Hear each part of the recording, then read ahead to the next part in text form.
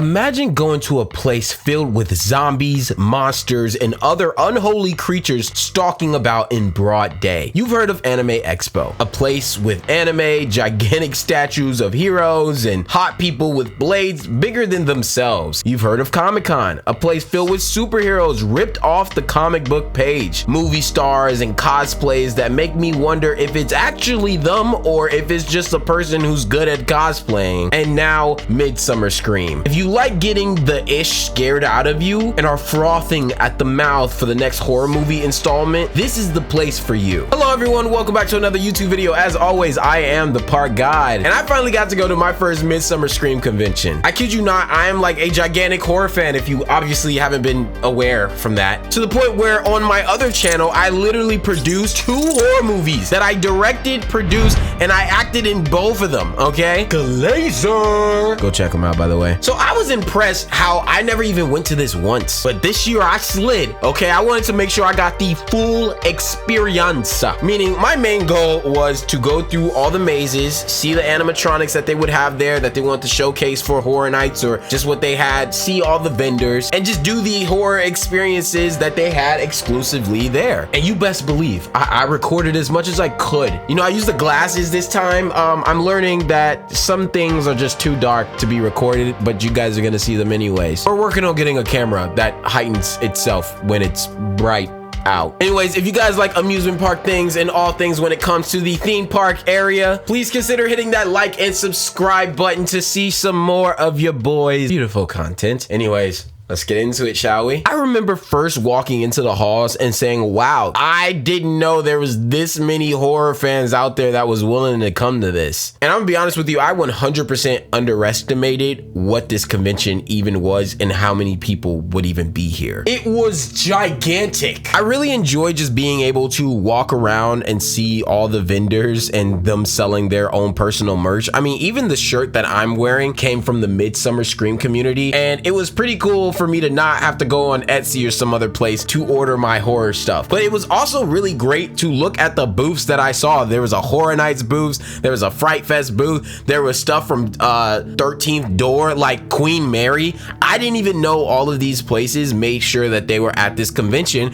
because I underestimated how big of an influence I think this was. This is where all the horror community gets to all band together and show off what they can make, whether it has to do with D&D dice, whether it has to do with Pokemon cards, whether it has to do with custom nails or just cool props for you to have for this upcoming Halloween. They literally had it all right there. But I am a Horror Nights human, which means I was there for one thing primarily, and that was my horror mazes. I was very curious. I heard that they either had companies that did make their own horror mazes in different areas and they wanted to showcase what they had so you could consider going to check them out when they have these big things going on, but also so you can know what their company is and what they do there. So I was really excited to see what that would be like. The first one I ended up seeing was this clown maze. I had no idea what to expect.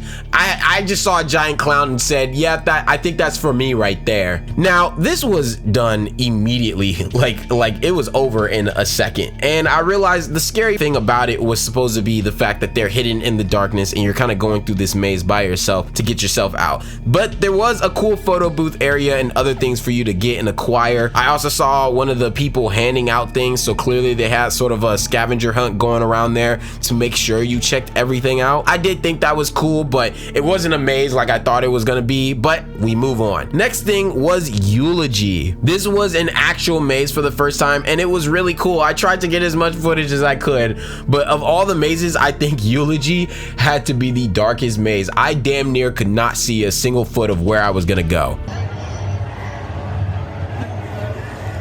Oh, hello.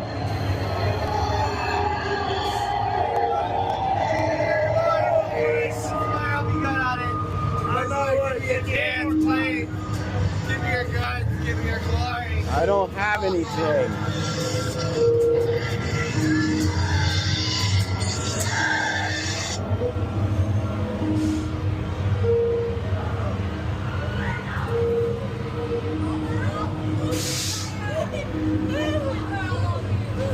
Well, that's awkward.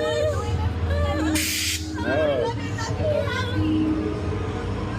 Oh. Now, this whole thing was just really cool to see. It was like its own little separate dungeon of horror mazes, so I was just more enthralled at what I was looking at. But before I show you this walkthrough, Fear Farm probably was one of my favorite things that I walked through there. Just the lighting of it and the setting and the actors inside of it were just really funny to me. Oh, hello, Fred. Top of the morning to you. Oh, you're still there. Oh, okay.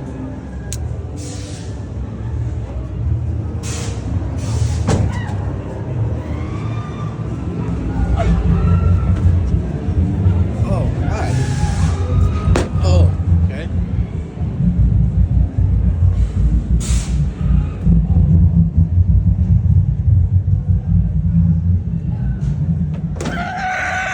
Okay. That's cool, bro. Love that.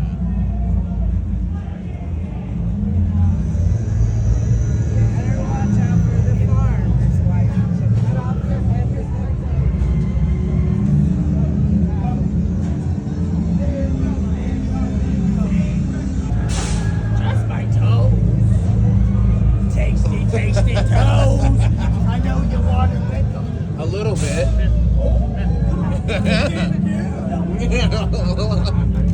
We are friends. All family and cousins. Everybody. I love farms.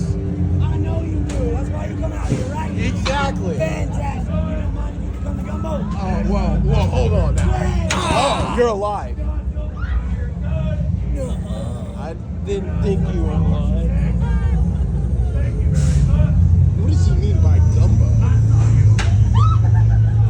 What does he mean by that? He was thinking about it. Come on, crew. Nice little circle. Let's go. I'm on fire. Got good. Thank you very much. Get a little warm in there, huh? Oh, I love Like a broiler. Thank you. Thank you very much. Y'all have a great day. Y'all smell like a bag of manure. Smell a little better later, though. In my stomach. Oh. Come on, crew. Do not touch my organization, please, man.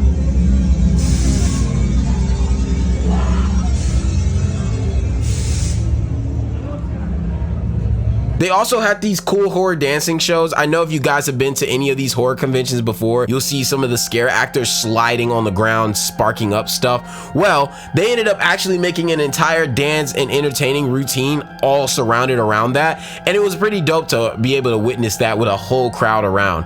I wonder if it's like a team that goes on tour and they just do stuff like that. Funhouse had the longest line. I think I waited in that thing for around an hour and a half, and I was about to lose my mind because my phone was dying. Not only was it dying, but my backup battery was also dying, and my glasses were dying. So this was the first time I had to straight up just stare into the abyss of my own thoughts. Now, this thing was definitely the longest of the mazes that I walked around in. I wouldn't say that it necessarily was my favorite because I still think Fear Farm had that one in the bag, but it definitely had a lot more going on than the rest of them, so I understood why that line was as long as it was.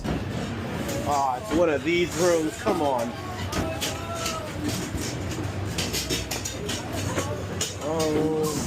Oh, there's stairs. Do you get dizzy? Yeah.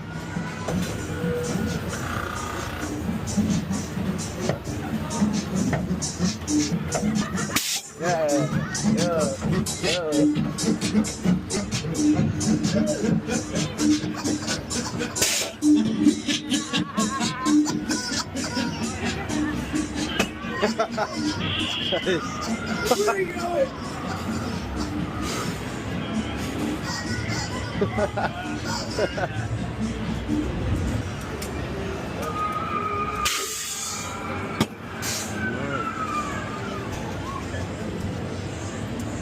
Welcome to the collection.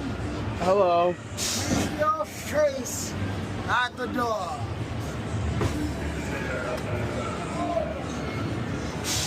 Where the hell do I go?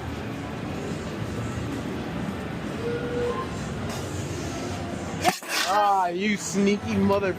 And then the last maze I did end up doing was the Lionsgate one. Now, I had high hopes for this because I'm like, all right, Lionsgate, you got money, right? You got the bread, you got this big flaming house. I expect some top tier gas stuff from you. And although that line was damn near just as long as the Funhouse one, this one was probably the most accurate to a real horror maze, like at Horror Nights level, that I could have expected to see. Now, obviously, it wasn't going to be extremely long, and I kind of wished it was, but they did want to make sure that we all had our own separate sort of adventure to go in, so they didn't want to just funnel you guys in like they do at Horror Nights. They wanted you to have your own endeavor. But it was really cool to see Annabelle and Saw and some of the other characters that they helped, you know, integrate into these big franchises that you see today. Also, it was really scary. I got caught up at least twice.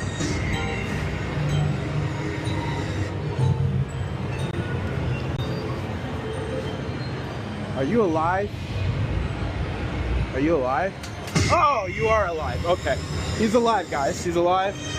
He's alive, and Scripture says, we are all children of the Lord. bro, come on. Not build us a saint. Oh God. Oh God. Oh God. There's too many of you. There's too many of. Oh God. There's too many of you. Is that a car? I don't know. I don't know what's going on. Am I supposed to climb through that? I don't want to. Can I keep it? I don't know if I'm flexible enough. Oh, that's crazy. All right, well, hello. Ah, you son of a gun. Oh my God. That is crazy. And then I went to the Conjuring experience. Now, I had no idea what to expect. I waited in that line. That line was actually one of the quickest ones I did, but maybe it's because it wasn't like a horror maze or anything like that. But it was a scary hide and seek. So you know all those times everyone's like, oh my God, just shut up. Oh my God, like it's not that big of a deal. Like stop breathing so loudly. This was a time for them to finally shut up or do it. All right, this was the moment where I'm like, all right, can you hide and actually be quiet now? Is it a little cheaty? A little bit, because the scare actors know where most people are probably gonna go hide, and they're probably gonna go check those places first. I will say my position definitely was compromised. It also probably wasn't the best that I was wearing a bright yellow Chucky shirt, but you know what? I was like, let's just see how long I can go. Now, was it hard to record and get you guys the full scoop? You damn skippy it was, because I was genuinely trying to hide away and not get caught slipping. To be fair, I think that lady 100% saw me the first time she walked past me. 100% I think she saw me when she first walked past me, but I think because she saw it was just me hiding by myself, she let me live. She let me live so I can just get nervous about it, and she walked around to go find somebody else, and then she came to me. But there's no way she did not see my butt hiding barely behind that bookcase. And I was like, Tim, you really couldn't have found somewhere better. But I didn't want to group up with everyone else because I'm like, oh well, that's an easy way to get cooked, you know what I mean? Don't get caught.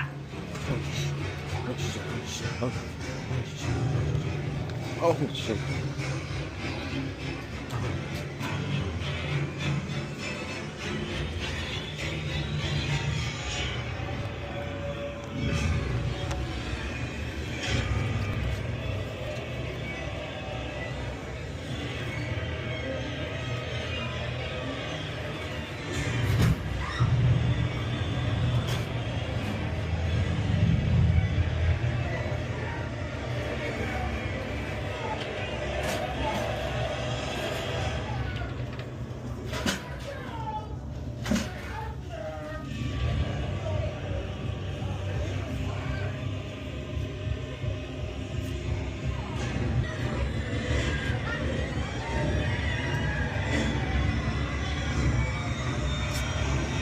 God damn it.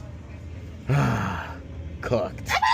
Yeah, I know. Overall, I really did enjoy myself. I think my only problems that I really had was the fact that I didn't get to go to any of the panels, because if anything was a really long line, it was those panels, and it was difficult to get in them, and I just did not have the time. So unfortunately, I didn't get to check any of those things out. But luckily for me, people were YouTubing it all day, so I was like, all right, cool. I'll go spend my time at these horror mazes like I wanted to anyways. I think my only other last thing I did not like, I spent $30 on a hot dog, guys. I spent $30 on a hot dog with cheese and a jalapeno and got water, and that was 30 bucks. That was 30 bucks of my life. So for this shirt and for hot dog with cheese and jalapenos, I spent $60. In what universe is that even right? How does that even make sense? And here's the worst part, guys.